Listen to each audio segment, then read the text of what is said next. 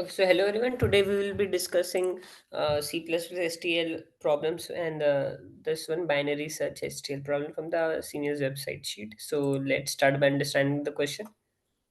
So the question is saying that you would be given an array of length n and q query, and each query is one of these three types. So query can be one of these three types, and you need to perform some operation according to these queries. So let's explore all the queries, right? So it is saying that if the first query is lower bound and the second part of the query is x, then you need to find the first element greater than or equal to x. If it is not found, print 1. So if the number is 1, 2, like if the array is 1, 2, 3, 4, 5, 6, and if you do a lower bound of 3, right? Well, and let's take a better example 4 and 7. Hmm. If you do a lower bound of a number by lower bound of a number 3, then you need to print the first number which is greater than or equal to 3, right? So how can you do that? Think upon this.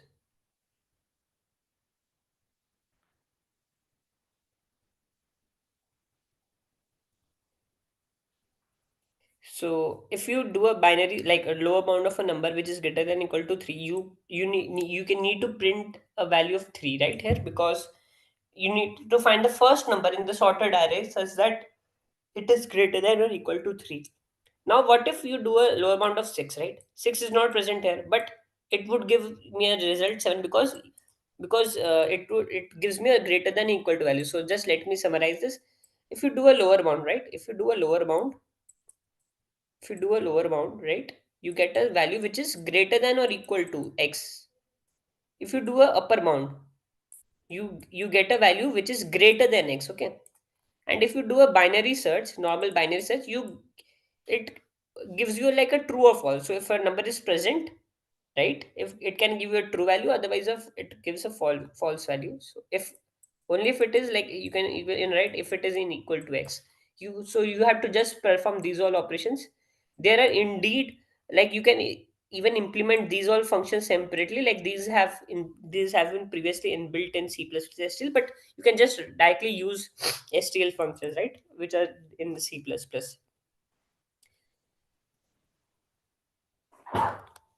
And if it was not there, so you needed to print -1. So this is just a normal question. Let me show you my implementation. So I took the input and I took the vector and I sorted the vector first, because binary search works in sorted array only. Now, I took the input and the number, because the input format was the first input string and the second number x. Now, if the string is lower bound, I do something. If it is upper bound, I perform something. Otherwise, it is a normal binary search. Now, how do I perform a lower bound? You need to write the syntax that okay. So my here all is like it is defined by v dot begin comma v dot end. But you can also write like this, like auto it is what I find the iterator. Now it iterator would be like lower bound of like v dot begin, the first point and the last starting point. Like this is the part in which you want to find, right? So like if it is in sorted array, if you want to do a lower bound on this, then you need to pass one iterator from this starting point and you need to pass in second iterator from this ending point. Like you need to pass an iterator, like if this is the ending point, you need to pass an iterator just after it. So as you know, like v dot, if this is in vector, so v dot begin points to the first pointer and v dot end points to the last thing, right?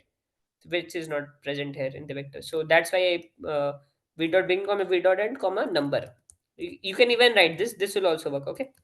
So see, same result. So if it is v dot end, it means that you have not found, like iterator, if it points to v dot end, it means that you have not found. So when can it be the case? So for example, let's say the vector is 1, 2, and 3, and you'll do a lower bound of 4. So what does lower bound of 4 means? It means that you need to find a value which is greater than equal to 4, but in the vector no value is greater than equal to 4, right? So it points to a value which is to the end of the vector, so that's why it return v dot end. So if that's the case, I need to print -1, because it was told to print a -1.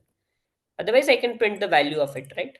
Similarly, the same thing for upper bound. Upper bound does the same thing. So, for example, let's say the vector was 1, 2, 3, and I do by or even if I do a upper bound of 3, right? It gives a value of greater than 3. So, no, a value of greater than 3 would mean it would be end value, because no value is greater than or equal to 3. So, if it's greater than 3, I just print -1. Sorry, if it is if I don't find any value, I print -1. Otherwise, I print the value. And similarly, uh, I do it for this one. So even I like, this is not an iterator actually. I can even write this like, if binary search of all vector comma number. So I can just omit this part out, right? It will again give me the same result.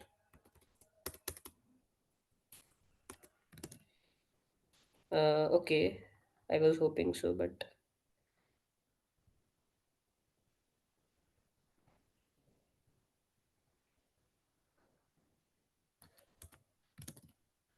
oh sorry, this was not error. Think